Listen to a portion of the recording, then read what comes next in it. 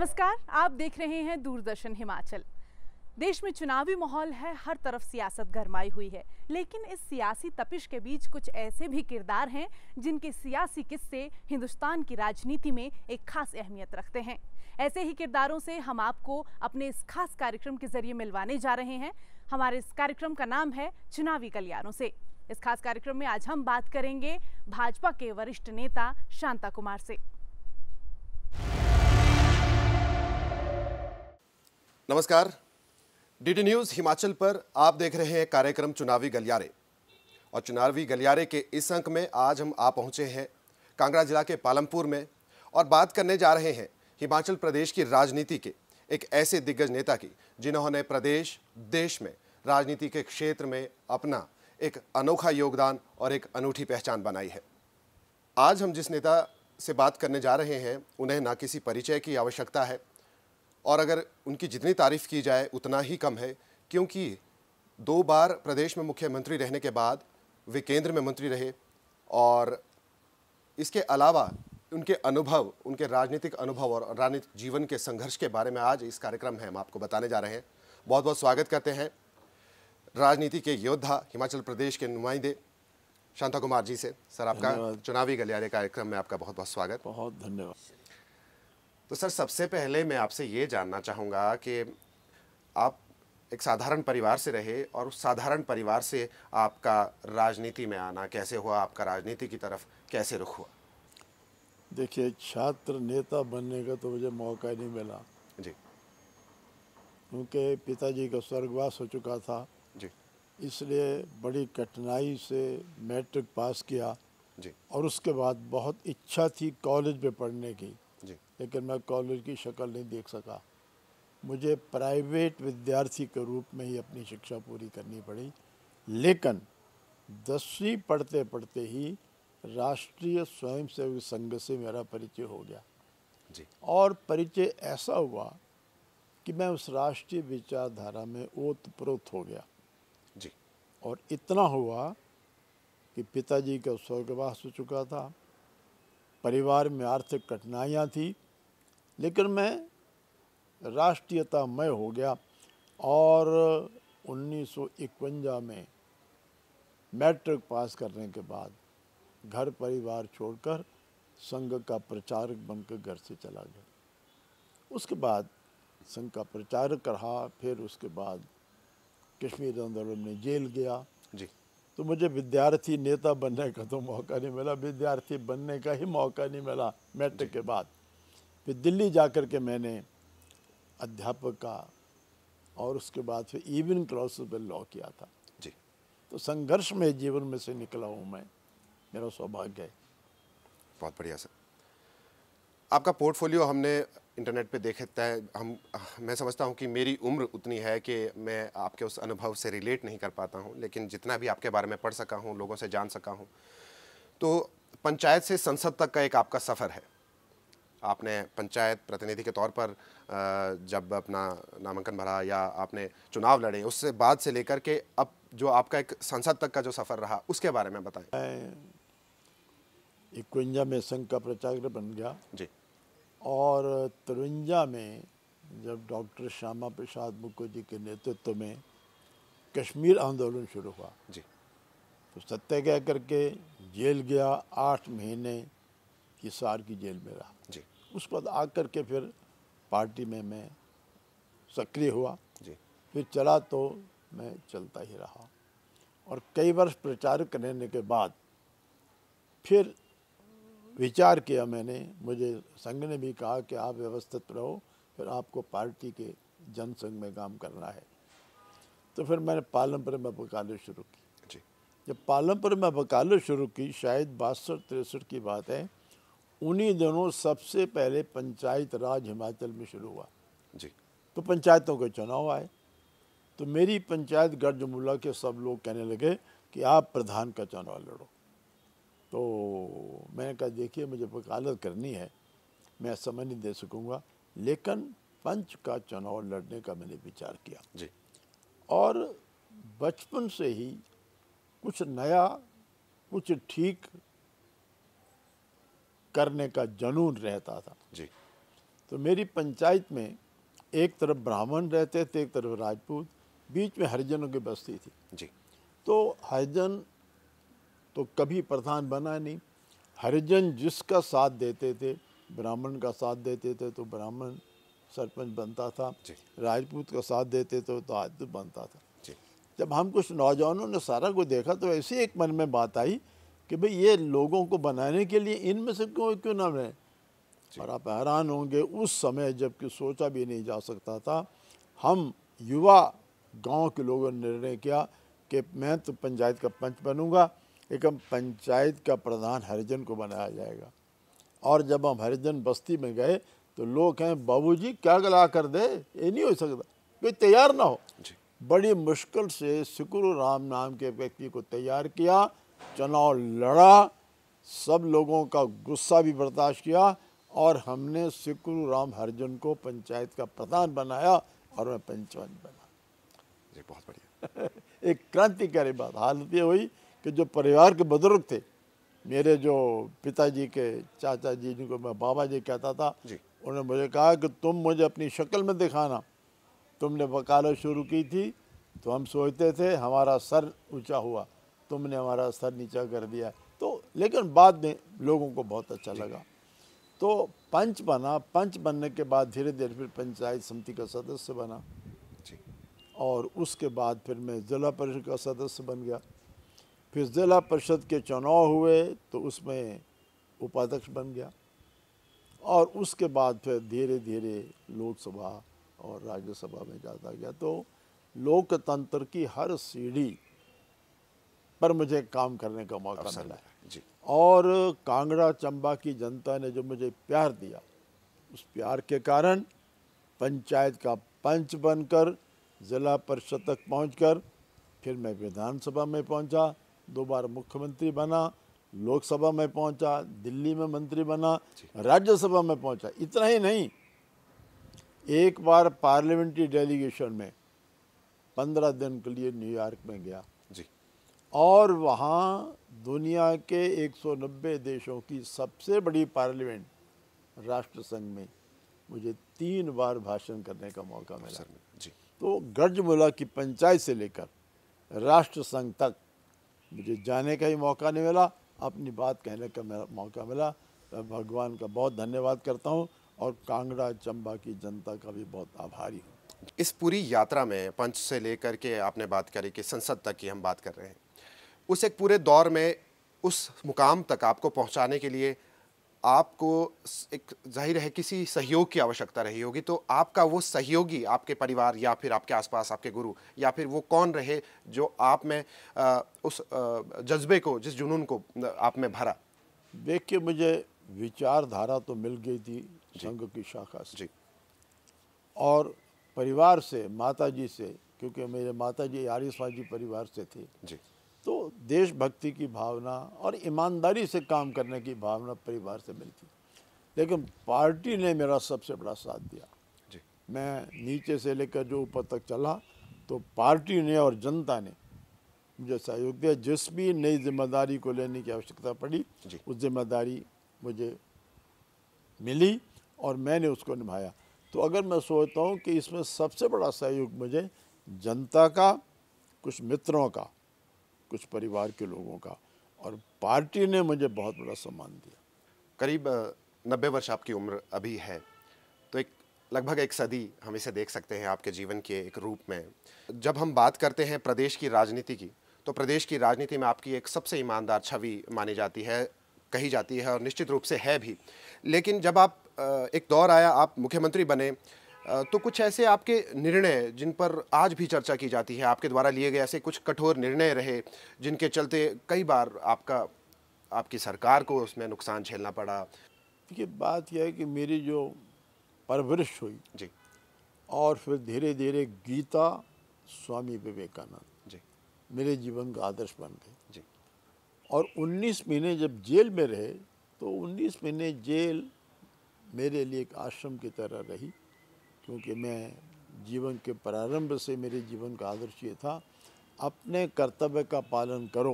गीता में कहा है तुम केवल कर्म कर सकते हो, कर्तव्य का पालन करो और उसके बाद जो भगवान देता उसको स्वीकार कर लो। स्वीकार कर ले। जी तो जब जेल हमको मिली तो 5-10 दिन तो परेशान रहे। फिर मैंने बैठकर कहा कि प्रभु, अपराध तो मैंने कोई किया नहीं, लेकिन जेल में आ गया हूँ। अगर तुम्हारी इच्छा यही है कि जेल में रहना तो मुझे स्वीकार है। जब स्वीकार कर लिया तो जेल नहीं रही, आश्रम बन गई। जी तो उसमें बहुत पढ़ा और स्वामी विवेकानंद को पढ़ करके मुझे दरिद्र नारायण का शब्द, जो शब्द उन्होंने ही शब्द प्रारंभ किया जी कि गरीब ही भगवान है। भगवान है। तो मुझे इस प्रकार की सारी जो प्रेरणाएं थी वो 19 महीने की जेल में रहने के बाद मिली। जब मैं सत्ता में आया तो पहली बात तो ये थी कि मैं स्वयं बड़ा हैरान होता था कि अभी तो मैं जेल में था, जी अब मैं मुख्यमंत्री बन गया। जी तो वो जो संस्कार विवेकानंद गीता और वो थे। और सबसे बड़ी बात थी कि सरकार देश के लिए, जी मेरे लिए नहीं, सरकार मेरी पार्टी के लिए भी नहीं, सरकार कुर्सी के लिए भी नहीं। ये एक बुनियादी विचार था। तो बुनियादी विचार होने के कारण हम बहुत अच्छा काम कर सके। बल्कि जो अंत्योदय कार्यक्रम शुरू किया जी उसका यही कारण था कि स्वामी विवेकानंद ने कहा था कि गरीब की सेवा भगवान की सबसे बड़ी पूजा है। जी जी और दूसरी बात ये थी कि मूल्यों की राजनीति, वो हमारी पार्टी का भी शुरू में मूल्य आधारित राजनीति सिद्धांत था। और जो मुझे जो संस्कार मिले उन संस्कारों में भी वो बात थी। इसलिए मेरा ये निश्चय था कि सरकार ईमानदारी से चलनी चाहिए। बेईमानी से सरकार बनाना बिल्कुल गलत बात है। इसे जब कभी जीवन में इस प्रकार के संघर्ष आए तो मैंने निर्णय किया कि मुझे ईमानदारी की तरफ रहना चाहिए, वैल्यू बेस्ड पॉलिटिक्स होना चाहिए। सरकार रहे ना रहे, आपने जैसे जिक्र किया नो वर्क नो पे जग किया। मैं आजकल कई बार सोचता हूँ कि हे प्रभु, तूने मुझे इतनी शक्ति कैसे दी? उस वक्त मेरे साथ कोई नहीं था। जी बिल्कुल कोई नहीं था मेरे साथ। कुछ 2-3 मित्र होंगे। पार्टी का विचार अलग था, विधायकों का विचार अलग था, मेरे मंत्रियों का विचार अलग था। मुझे हाईकमान ने बुलाया और मुझे याद है आडवाणी ने कहा क्या कर रहे हो भाई, हिमाचल की राजनीति सरकारी कर्मचारी के बिना नहीं चल सकती और उनसे तुम्हें समझौता करना चाहिए। मैं कहा इस देश को वर्क कल्चर चाहिए, काम के प्रति जो निष्ठा है वो चाहिए। और हिमाचल प्रदेश में सरकारी कर्मचारी हड़ताल करते हैं, तनख्वाह लेते हैं, काम बहुत कम होता है। तो मुझे याद है हाईकमान ने मुझे बुलाया, आडवाणी जी ने बहुत कुछ कहा और आखिर में उन दोनों अरुण जेटली जीवित थे, उनका मिस्टर शांता कुमार, दो it is very good governance but it is very bad politics, I will prefer good governance. कहने का सरकार क्या होगा? मैं कहा सरकार जाती है तो जाए, सिद्धांत नहीं जाना चाहिए।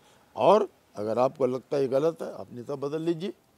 ये कहकर मैं यहाँ आ गया और मुझे खुशी है कि उस वक़्त सारी दुनिया एक तरफ थी, मैं अपने सिद्धांत पर अड़ा रहा, डटा रहा और वो बात आज देश को ठीक लगे। सर अगर देखा जाए तो आज कोई भी राजनीतिक दल है या कोई भी नेता है, उभरते हुए नेता, छोटे युवा या फिर बड़े नेता, सभी के एक मैनिफेस्टो या यूं कहे कि उनकी जो घोषणाएं रहती हैं, उनका जो आधार रहता है जनता के बीच में जाने का, वो विकास पर आधारित बात करते हैं।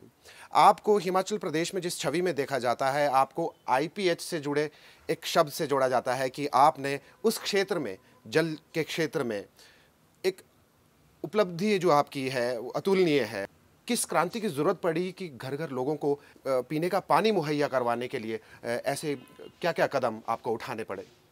देखिए उसमें एक कारण तो यह था कि मैंने स्वयं भुगता था। जी। मैं जिस गांव में रहता था, मेरे जो पारिवारिक गांव है गजमुला, जी, वहाँ गर्मियों के दिनों में 2-2, 3-3 किलोमीटर दूर से पानी लाना पड़ता था। जी। आप सोचेंगे कि कपड़े धोने के लिए मेरी माँ को नुग्गल खड्ड में 3 मील दूर जाना पड़ता था। तो यूँ ही हमें कभी सोचा नहीं, 19 महीने तो जेल में रहे जी। और 19 महीने जेल में रहते हुए कभी ये नहीं विचार आता था कि सत्ता में आ सकते हैं, जेल से निकलेंगे कि नहीं निकलेंगे, क्या होगा, हमारा बनेगा क्या बनेगा। तो एकदम सारा परिवर्तन हो गया। तो उस वक्त फिर मन में सब बातें आई कि जो बुनियादी ज़रूरतें लोगों की हैं सरकार जनता के लिए है जी बिल्कुल। और जनता की सेवा ही भगवान की पूजा है, ये स्वामी विवेकानंद ने हमको बताया। बता गए। इससे जो बुनियादी ज़रूरतें थी उनको पूरा करने की हमने कोशिश की और ये लगा कि पानी बुनियादी ज़रूरत है। मैं उन दोनों कहा करता था कि मनुष्य को ज़िंदा रहने के लिए हवा और पानी चाहिए। जी बिल्कुल। हवा तो भगवान ने दी है, पानी हमें देना चाहिए। और मैं हंसी में कहा करता था अगर हवा भी सरकार को देनी होती तो पता नहीं कितने लोगों की हवा निकल गई होती। मैंने कहा बुनियादी चीज़ आई, इसके लिए मैंने दिन रात प्रयत्न किया, पैसा बचाया। आप हैरान होंगे, छोटे से हिमाचल प्रदेश के अंदर 1.5 साल में 50 करोड़ रुपए बचाया मैंने कहा एक एक पैसा मुझे बचाना है। आप हैरान होंगे, सबसे ज़्यादा जो बचत हुई वो गाड़ियों के उससे हुई और 50 करोड़ रुपए तो 1.5 साल में यही बचा। तो इस प्रकार पैसा जोड़कर दिल्ली से ला कर के पीने का पानी देने की कोशिश की मैंने और मुझे खुशी है कि हिमाचल प्रदेश में पीने का पानी मिला। और मुझे ये भी खुशी है कि मेरे बाद जो मुख्यमंत्री आए उन्होंने भी इस कार्यक्रम को जारी रखा और जो बुनियादी ज़रूरत मनुष्य की है पानी, वो पानी मिल गया। आपने केंद्र में वाजपेयी सरकार के समय आपने कार्य किया है, उनके साथ आपको कार्य करने का अनुभव मिला है, जीवन पर्यंत आपने उनके साथ कार्य किया है, आडवाणी जी के साथ आपने कार्य किया है। इसके अलावा जो जब हम देखते हैं तो आपका नाम अयोध्या में राम मंदिर निर्माण के पूरे एक जो प्रकरण रहा है शुरू से लेकर अंत तक का, इस साल के भव्य प्राण प्रतिष्ठा तक का, तो उससे आपका नाम जुड़ा रहा क्योंकि आपके राजनीतिक दल ने हिमाचल में ही वो उसे पारित किया था, उस प्रस्ताव को जिसमें राम मंदिर निर्माण की बात कही गई थी। मैं चाहूँगा कि आप हमारे दर्शकों को उस एक पूरे वृतांत की, जब आपको ये पता चला था कि ये मीटिंग, ये बैठक यहाँ पालमपुर में होने वाली है और इस तरह से बड़े नेताओं का आना जाना होगा, जिस तरह से आपने उसके लिए तैयारी की थी, तो उसके बारे में जानना चाहेंगे। नहीं, देखिए, हमारे कृष्ण लाल शर्मा हमारे जो ऑल इंडिया सेक्रेटरी थे जी, वो हिमाचल के इंचार्ज थे। मैं दिल्ली गया था तो वो कहने लगे अगली कार्यकारिणी की बैठक बड़ी महत्वपूर्ण है जी, और हम उस बैठक को देवभूमि हिमाचल में करना चाहते। मैंने कहा बड़ी खुशी की बात है। कह लेंगे नहीं, खुशी की बात है लेकिन देवभूमि हिमाचल का मतलब पालमपुर में करना चाहते। तो मैंने कहा राष्ट्रीय कार्य समिति, इतने नेता, इतने लोग पालमपुर में कहाँ ठहराएंगे, कैसे होगा। कहने लगे मुझे यह पता नहीं, मीटिंग पालमपुर में करनी है। मैंने कहा करनी है तो करनी है, ठीक है। मैं पालमपुर आया, मैंने कार्यकर्ताओं से बात की तो कार्यकर्ता बड़े हैरान हुए, यहाँ तो जगह नहीं है जी। खैर फिर कार्यकर्ता तैयार हुए और उन दिनों पार्टी के कार्यक्रम पर सारा पैसा स्थानीय लोगों को इकट्ठा करना पड़ता था जी। तो कई लाखों रुपए हमको इकट्ठे करने पड़े, कार्यकर्ताओं ने पैसा दिया। एक बात मैं आज भी कहना चाहता हूँ कि मैं श्री वीरभद्र सिंह जी को मिला, उनसे मैंने बात की जी। उन्होंने कहा नहीं, इसके लिए जो भी सहयोग होगा सरकार करेगी। तो सरकारी जो डाक बंगलों वगैरह रेस्ट हाउसेस थे उनके हमें सारी इजाज़त से मिल गई जी। तो वो सारा तैयारी हो गई और मुझे भी बड़ी खुशी हुई। मुझे पता नहीं था कि इम्पोर्टेंट मीटिंग क्यों बताया जा रहा है जी। लेकिन जब मीटिंग शुरू हुई तो उसमें आडवाणी जी ने सबसे पहले वो प्रस्ताव रखा जी। अटल जी से बोले और उस पर थोड़ी सी बातचीत हुई। मुझे तो इतने शब्द याद, अटल जी ने कहा अब जब तक राम धर्म मंदिर बन नहीं जाता हम चैन से नहीं बैठे। तो सब ने उसको स्वीकार किया और पालमपुर के लिए बहुत बड़ी बात थी, सभी नेता है।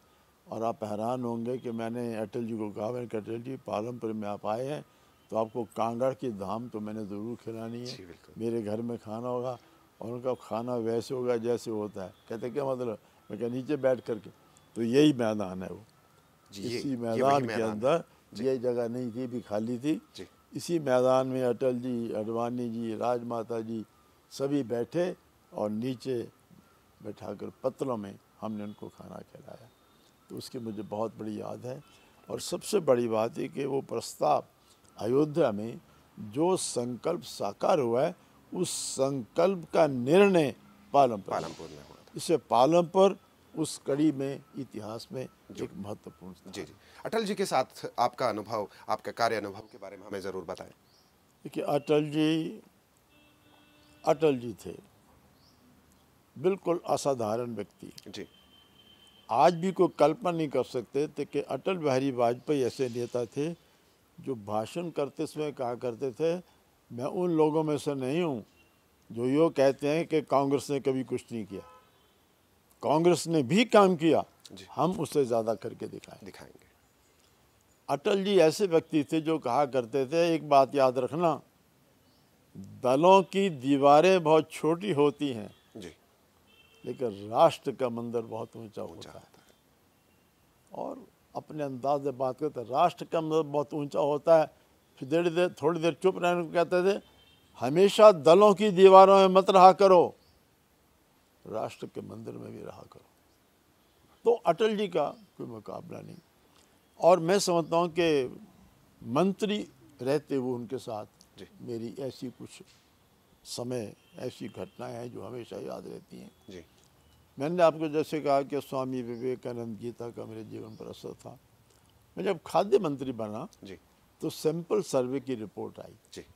उस रिपोर्ट में कहा गया कि वैसे तो देश में गरीबों की संख्या 30 करोड़ के लगभग है जी, लेकिन 5 करोड़ लोग प्रतिदिन घर में भूखे पेट सोते हैं। मैं बड़ा हैरान हुआ। हैरान इसलिए हुआ कि खाद्य मंत्री बना, जब सारा पता लगा कि हमारे गोदाम में बड़ा अनाज है और ये भी पता लगा कुछ अनाज बाहर रखा है, ख़राब होता है। तो मैं सोचूं, मैं खाद्य मंत्री हूँ, अनाज भरा पड़ा है और 5 करोड़ लोग रात को भूखे सोते पड़े। उस पर अध्ययन किया, विचार किया, अटल जी के पास गया।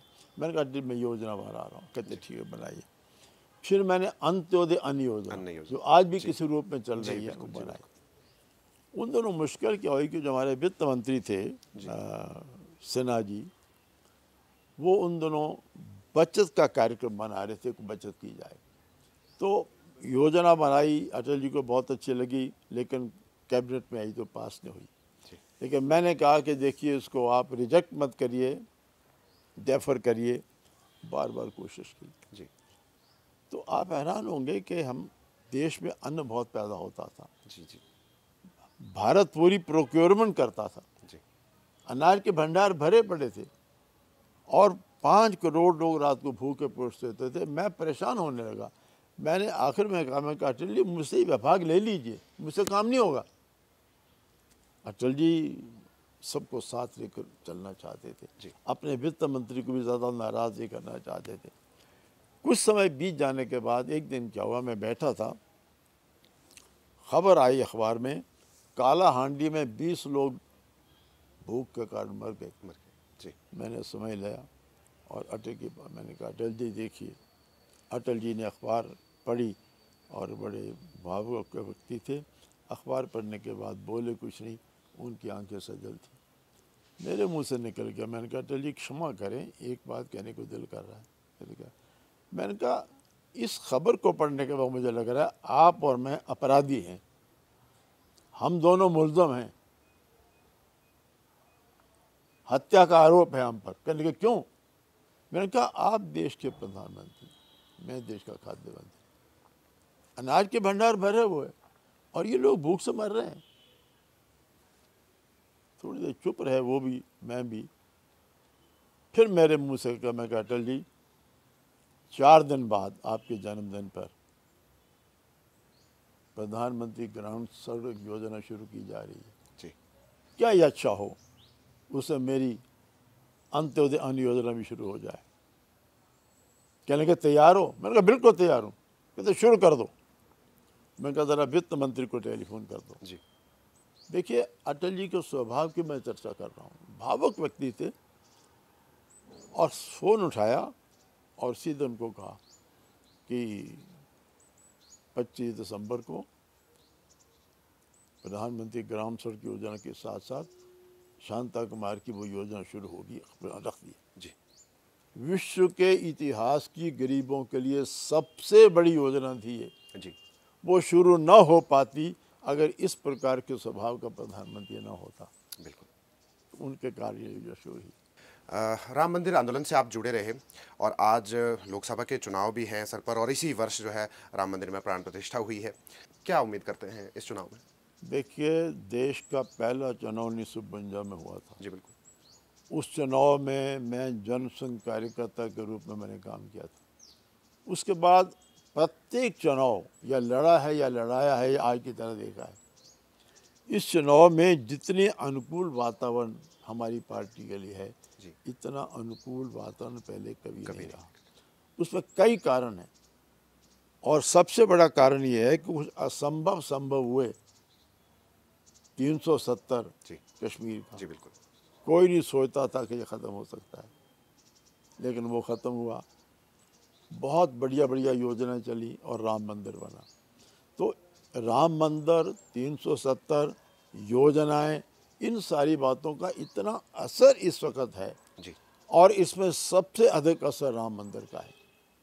प्रत्येक भारतीय के मन में यह है कि 500 साल के बाद भारत में राम का मंदिर बना पाए और उसका श्रेय पार्टी को, नरेंद्र मोदी जी को। तो इस समय सबसे अधिक जो अनुकूल वातावरण हमारी पार्टी के लिए है, उस राम मंदिर सबसे बड़ा कारण है। मैं जानना चाहूँगा आपसे कि आप एक दार्शनिक विचारों वाले व्यक्तित्व मुझे लगते हैं। मैं आपसे जानना चाहूँगा कि आज के इस दौर में राजनीति के क्षेत्र में एक आदर्श नेता की परिभाषा क्या रहनी चाहिए? बात यह है, राजनीति तो बहुत बदल रही है, बहुत बदल गई। देश का दुर्भाग्य है कि गुलाम भारत की राजनीति देश के लिए थी, जी लेकिन आज़ाद भारत की राजनीति कुर्सी के लिए, सत्ता के लिए। इसमें हमारी पार्टी आज भी आदर्श पालन करने की कोशिश करती है। जी बिल्कुल। आदरणीय नरेंद्र मोदी जी के नेतृत्व में हम उन आदर्शों का निभाने की कोशिश कर रहे हैं। कुल मिलाकर राजनीति का स्तर नीचे गिर गया है। वो सचमुच राजनीति में जो लोग हैं, जी उनकी सबसे पहले जो वफादारी है देश के प्रति होनी चाहिए। जी बिल्कुल।